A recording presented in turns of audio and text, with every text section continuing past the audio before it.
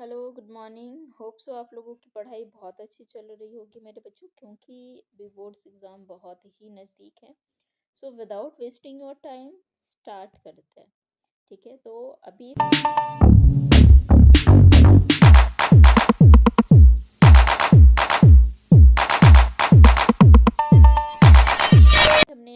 हमने इंग्लिश की strategy video एक बनाई है कि इंग्लिश को पढ़ना कैसे है। उसमें आप देख लो कि उसमें क्या क्या आपको पढ़ना है। उन्हीं को पढ़ना, बहुत सारी पीडीएफ या बहुत सारी चीज़ें डाउनलोड या वीडियो मत करो। इससे आप कॉन्फ्लिक्ट हो जाओगे। बहुत सारी चीज़ें डाउनलोड होने की वजह से कॉन्फ्लिक्शन हो जाता है। सो मेक श्योर कि आप बहुत ज़्यादा डाउनलोड ना करो। बहुत ज़्यादा डाउनलोड करने की ज़रूरत नहीं है। ओके, सो यहाँ पे जो इम्पोर्टेंट चीज़ें हैं वो आप प्रीवियस वीडियो में देख लो कि इंग्लिश की स्ट्रेटजी जो होनी चाहिए वो क्या क्या है और क्या क्या हमें पढ़ना है। बस उन्हीं को पढ़ना।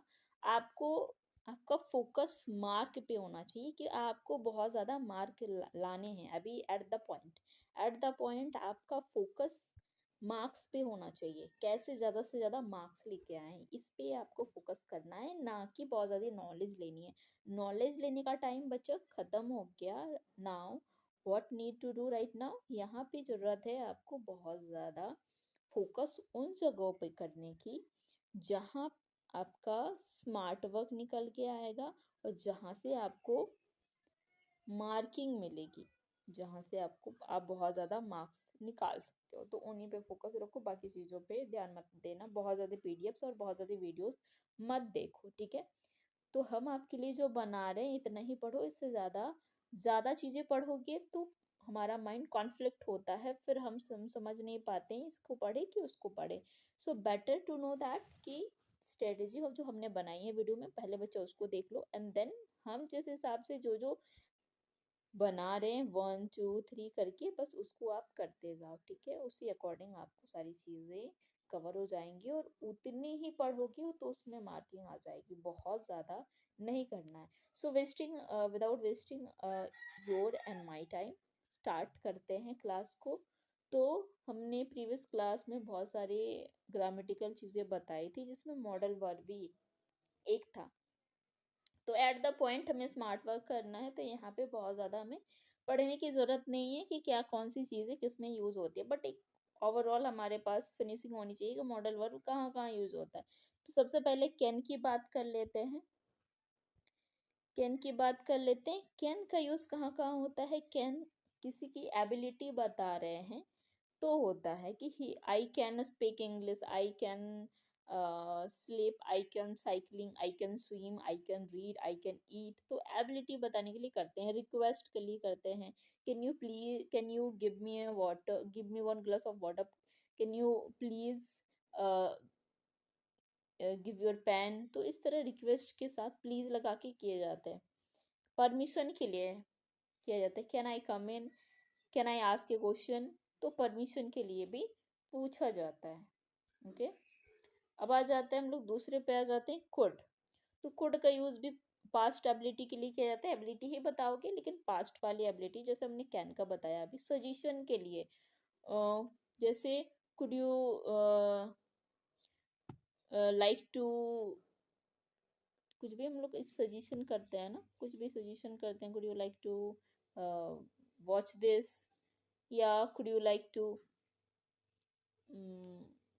कुछ भी हम लोग ऐड कर लेते हैं। Like could you like to eat, could you like to stay with me, could you like to join with us. तो एक हम लोग एक एडवाइस देने के, सजेशन के लिए कुड का यूज करते हैं।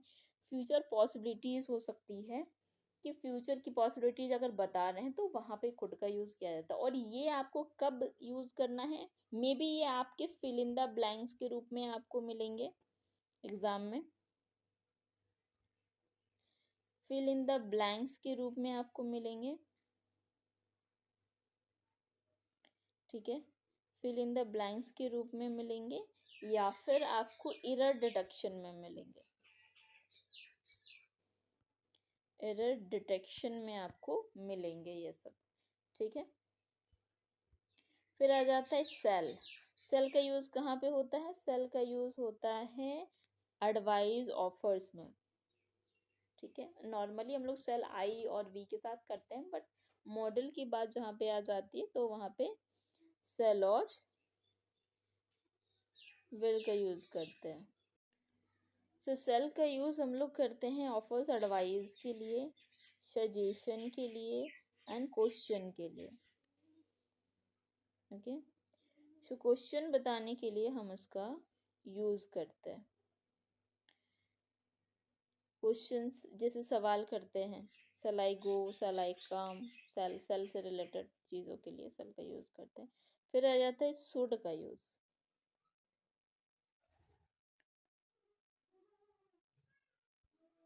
फिर आ जाता है हमारा शुड का यूज़।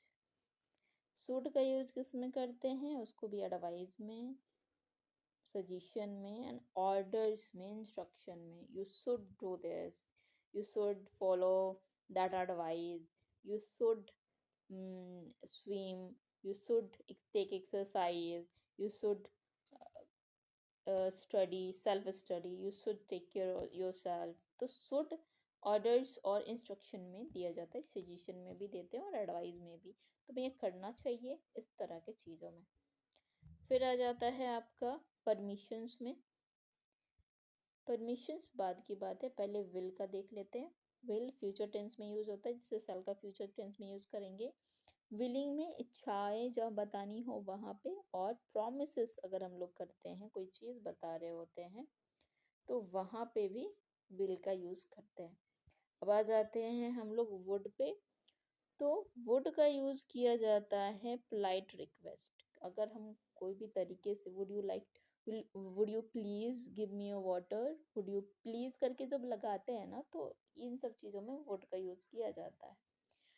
फ्यूचर टेंस में वुड का यूज करेंगे, और कंडीशन में कि अगर कोई चीज हुई तो जैसे बादल आए तो वर्षा हो सकती है, तो कुछ होने का डिपेंडेंट किसी दूसरे के कंडीशन पे जब हो जाता है, तब वहां पे कंडीशन वाइज सिचुएशन होगी ना, कोई चीज होगी तो उसके रीजन में कोई चीज होगा। मतलब पहला दूसरा जो काम हो रहा है उसके पीछे पहला रीजन है, तो पहला रीजन होगा तभी हमारा सेकंड वाला चीज होगा। तो उस तरह के कंडीशन सेंटेंस में वुड का यूज करेंगे। मॉडल्स में मे का यूज करेंगे परमिशन से, may I come in, may I go, you you yes you may. इस तरह परमिशन लेने और देने के लिए। फ्यूचर पॉसिबिलिटीज के लिए कि मे बी कुछ हो सकता है, मे बी बारिश हो सकती है, it may can rain, it में ऐसे कुछ भी बताते हैं कि बारिश हो सकती है, बट वो आ सकते, इट ही में काम। इस तरह के कुछ भी हम लोग पॉसिबिलिटीज फ्यूचर की बताते हैं कि आने का, जाने का, तब वहाँ पे में लगाते हैं। अनसर्टेनिटी में लगाते हैं में कि कुछ निर्धारित नहीं है, तो वही फ्यूचर एबिलिटी बताओ या अनसर्टेनिटी बताओ, बात वही है, पॉसिबिलिटीज की ही होती है। तो दोनों में यूज़ होते हैं। मस्ट का यूज़ हम लोग ऑब्लिगेशन में करते हैं। ऑब्लिगेशन का मतलब ऐसी चीज़ें जिस पे आप डिनाई नहीं कर सकते, you can't be deny that, कि आप नहीं करोगे। अगर उन्होंने मस्ट लगा के कुछ कहा है तो you have to do this, तो वो वाली नेसेसिटी है, जरूरी वाली चीज़ों में लगाते हैं और फ्यूचर पॉसिबिलिटीज़ में लगाते हैं। तो मस्ट का यूज़ हम लोग कहाँ कहाँ करेंगे? जो जो सेंटेंसेस ऐसी बनी हो कि उसको मना नहीं कर सकते हैं। जैसे यू मस्ट ओबे योर पेरेंट, तुम्हें अपने मम्मी पापा की बात माननी चाहिए, तो इसमें डिनाई वाली कोई बात नहीं है, तुम्हें माननी चाहिए, तो ऑफकोर्स माननी चाहिए। यहाँ पे ऑट भी लगा सकते हैं जब नैतिक चीज़ों की बात आ जाती है, जिसको ऑट बोलते हैं। जहाँ पे सामाजिक चीज़ें, मोरल वैल्यूज आ जाती है कि तुम्हें मम्मी पापा की बात माननी चाहिए, छोटों को प्यार देना चाहिए, बड़ों का कहना मानना चाहिए, टीचर का रिस्पेक्ट करना चाहिए। ऐसे मोरल जो बातें होती है, शिष्टाचार की जो बातें होती है, उन बातों में लोग ऑट लगाते हैं मॉडल वर्ब में। और वैसे ऑट का आपका सिलेबस में था नहीं, फिर भी हमने बता दिया। पर मस्ट का है कि वो उसका आपका रहेगा, जो फिल इन द ब्लैंक्स में हो सकता है और एरर डिटेक्शन में हो सकता है, या फिर टिक द करेक्ट ऑप्शन में भी कुछ कुछ आ सकता है। या जो आपके पैराग्राफ रहेंगे उसमें भी आ सकते हैं। जो पैराग्राफ रहेंगे, 2 पैराग्राफ्स रहेंगे आपके, पैसेज जिसको बोलते हैं, जिसको क्वेश्चन आंसर्स रहते हैं, रीडिंग कॉम्प्रिहेंसिव भी बोलते हैं जिसको, तो उसमें रहेगा, उसमें आ सकता है। तो मस्ट का यूज़ ऐसी चीज़ों सेंटेंस में, ऑब्लिगेशन में, जहाँ पे आप उसको डिनाई नहीं कर सकते, ज़रूरी चीज़ों में लगाओगे और फ्यूचर पॉसिबिलिटी में लगाओगे। लास्ट जो बचता है, नॉट लिस्ट, क्योंकि और भी चीज़ें हैं बट आपको सिलेबस के अकॉर्डिंग इतना ही पढ़ना है। माइट का यूज़ करना है परमिशन में, पोलाइट रिक्वेस्ट में, जैसे हमने वुड का किया था पोलाइट रिक्वेस्ट में, प्लीज़ लगा के बोलना होता है। और फ्यूचर एबिलिटी में कि फ्यूचर पॉसिबिलिटी जो जो हो सकती है, फ्यूचर में जो चीज़ें होने की चांसेस हैं उसमें लगा सकते हैं। तो बस आपको इतना ही पढ़ना है। कैन के बारे में पढ़ना है, कुड के बारे में पढ़ना है, सेल के बारे में पढ़ना है, शुड के बारे में, विल, वर्ड, मे, मस्ट और माइट, इन सारी चीज़ों के बारे में आपको पढ़ना है। और इन्हीं चीज़ों में जितनी थोड़ी थोड़ी चीज़ बताई बस उतना ही समझ लो। डिटेल से पढ़ने का टाइम अभी आप लोगों के पास है नहीं, जितनी हमने बताई उतना ही कर लेते हैं। और आप इसको समराइज कर लेते हैं। कैन का यूज़ एबिलिटी, रिक्वेस्ट और परमिशन में, जहाँ जहाँ एबिलिटी और रिक्वेस्ट परमिशन की बात आएगी कैन का यूज करेंगे। कुड पास्ट एबिलिटी, सजेशन और फ्यूचर पॉसिबिलिटीज में। सेल का यूज आई वी के साथ तो करेंगे ही, साथ में अगर कुछ ऑफर और एडवाइस देना हो, कोई सजेशन देना हो, क्वेश्चन करना हो आई और वी के साथ तो। शुड का एडवाइस के लिए, सजेशन के लिए, ऑर्डर के लिए, इंस्ट्रक्शन के लिए। विल का यूज करेंगे फ्यूचर में, कोई विलिंग बता रहे हैं, इच्छा बता रहे हैं, या फिर आप कुछ ऑफर या रिक्वेस्ट दे रहे हैं या कुछ प्रोमिस कर रहे हैं।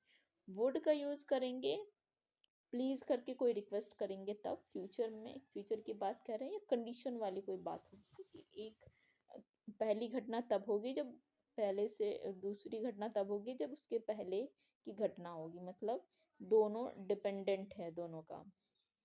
मे का यूज होगा परमिशन में, फ्यूचर पॉसिबिलिटीज में, अनसर्टेनिटी में।